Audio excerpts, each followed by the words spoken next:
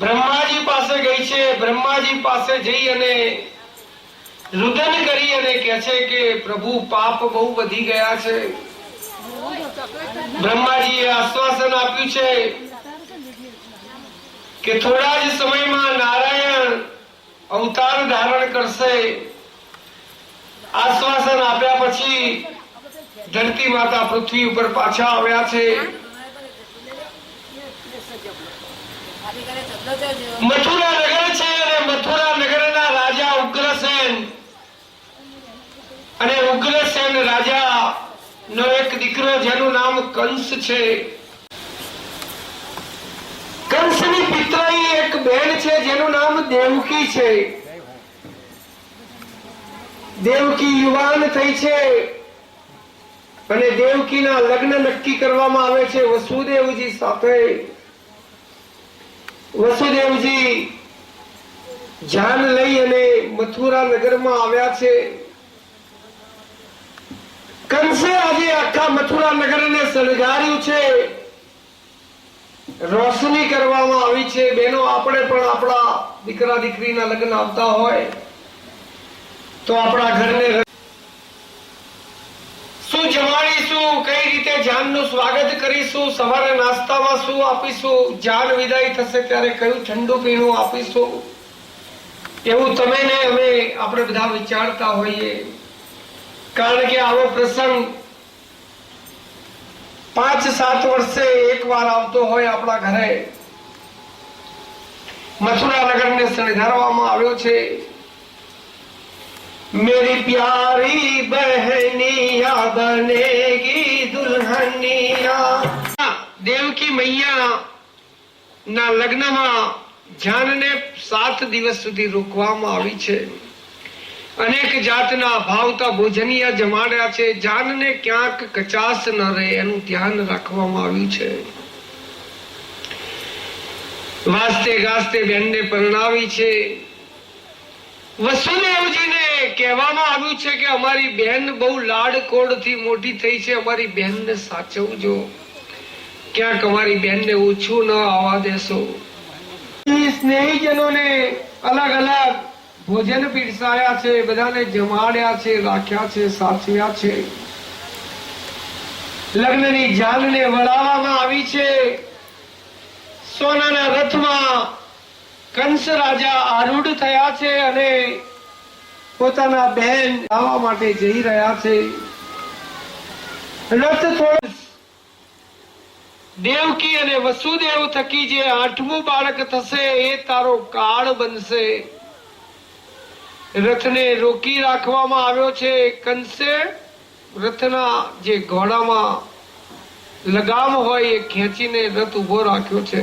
કંસે પોતાની બહેન દેવકીનો ચોટલો પકડીને દેવકીને મારી છે। બેન વાતો કરવા અંદર જાઓ। અને વસુદેવ થકી જે 8મું બાળક થશે એ તારો કાળ બનશે। ચોટલો પકડી અને દેવકી મૈયાને મારવામાં આવ્યા છે। દેવકી મૈયા બહેનનો ચોટલો પકડીને બહેનને મારી રહ્યો છે। બહેન વાંકી વળી ગઈ છે, ત્યાં સુધી મારી છે। વસુદેવજીને કાળા ગૃહમાં બંધ કરી દીધા છે। પોતાના પિતા ઉગ્રસેન વચમાં પડ્યા છે કે હે કંસ, આ રીતે બેન બનાવીને કાળા ગૃહમાં બંધ ન કરાય બેટા। પણ કંસ કોઈનું પણ સાંભળતું નથી। કંસે પોતાના બાપ ઉગ્રસેનને અંધારી કોટડીમાં બંધ કરી દીધા છે। લાઈટ નથી, બહાર સૈનિકનો પહેરો બેસાડી દીધો છે। પિતાજીને જેલમાં મૂક્યા છે ને કંસ મથુરાનો રાજા બની બેઠો છે। બાળકને લઈ અને વસુદેવજી કંસ પાસે આવ્યા છે કે હે કંસ, આ અમારું પ્રથમ સંતાન। કંસ કહે છે કે આ તો તમારું પહેલું સંતાન છે ને મને મારવા વાળું તો 8મું સંતાન છે। આ બાળકને નારાયણ નારાયણ કરતા। હે કંસ, તું તો સાવ ઘોડો ને ઘોડો રહ્યો ભાઈ। તું અહીંથી ગણ 1 2 3 ત્રીજું સંતાન પણ 8મું હોય, ચોથું સંતાન પણ 8મું હોઈ શકે અને પહેલું સંતાન પણ 8મું હોઈ શકે. આ તો ભાઈ મેં તને સમજાયો, કરવું ના કરવું એ તો તારી ઈચ્છાની વાત છે. નારદ પછાડ્યું છે, પછાડીને એને મારી નાખવામાં આવ્યું છે. સમય જતા બીજું બાળક થાય છે, બીજા બાળકને પણ પછાડીને મારી નાખવામાં આવ્યું છે. ત્રીજું બાળક, ચોથું બાળક, પાંચમું બાળક, છઠ્ઠું બાળક. જો આ ભગવાન આવ્યા આપણી કથામાં. બોલ્યા છે બહેનો ભાઈઓ. 7મો ગર્ભ રહે છે માં જગદંબા દેવકી મૈયાને, અને 7ના ગર્ભને માં જગદંબા જોગમાયા આવી અને એ ગર્ભને ઉઠાવીને રોહિણીના ઉદરમાં સ્થાપિત કરે છે. સમય જતા દેવકી મૈયાને 8મો ગર્ભ રહે છે અને 8મો ગર્ભ રહેતા બરાબર શ્રાવણ માસ છે. શ્રાવણ માસની બરાબર 12 વાગવામાં થોડી મિનિટ બાકી છે અને ભગવાન ચતુર્ભુજ નારાયણ સ્વરૂપે દર્શન આપ્યા છે. બોલીએ ચતુર્ભુજ નારાયણ ભગવાનના દર્શન કર્યા છે દેવકી મૈયાએ. અને બરાબર રાત્રિના 12 વાગ્યાના સમયે આકાશમાં વીજળીઓ થઈ રહી છે, તડાકા ને ભડાકા થઈ રહ્યા છે, ઝરમર વરસાદ વહી રહ્યો છે. અને એવા સમયે દેવકી મૈયાની કુખેથી લાલાનો જન્મ થયો છે. બોલીએ વાંસની ટોપલી પડી છે, વાંસની ટોપલીમાં બાલકૃષ્ણને ધારણ કર્યા છે.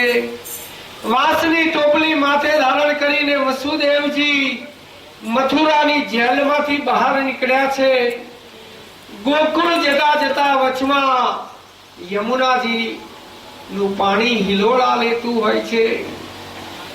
વસુદેવજી યમુના નદીમાં ઉતર્યા છે. ગળા સુધી પાણી આવી ગયું છે. એવી એક જોરદાર છાલક વાગી છે કે ભગવાન ના ચરણ સ્પર્શ કરી અને યમુના મૈયાનું પાણી ધીમે ધીમે ઓછું થવા લાગ્યું છે. ગોકુળ ગામમાં આવ્યા છે. સૂતી છે અને લીધી છે અને બાલકૃષ્ણને યશોદા મૈયાની ગોદમાં સુવાડ્યા છે. નાની એવી બાળકીને લઈ અને વસુદેવજી ટોપલીમાં લઈ અને ફરી પાછા મથુરા નગર આવે છે. મથુરાની જેલમાં આવ્યા છે. જેલના તાળા ઓટોમેટિક બંધ થઈ ગયા છે. કંસને ખબર પડી છે કે દેવકી ને વસુદેવ થકી બાળકનો જન્મ થયો છે. કંસ અટ્ટહાસ્ય કરતો કરતો જેલમાં આવ્યો છે. બાળકીના પગ પકડીને જ્યાં બાળકીને પછાડવા જાય છે ત્યાં તો બાળકી ઉડવા લાગી છે. હે કંસ, તું શું મને મારવાનો? તને મારવા વાળો તારો કાળ તો ક્યારનો જન્મી ચૂક્યો છે.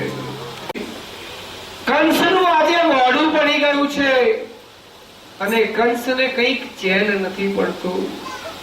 આ બાજુ નંદ બાવાને સપનું આવ્યું છે કે મારા ઘર પાસે અનેક ગાયો ભેગી થઈ છે, અનેક ગોપીઓ ભેગી થઈ છે.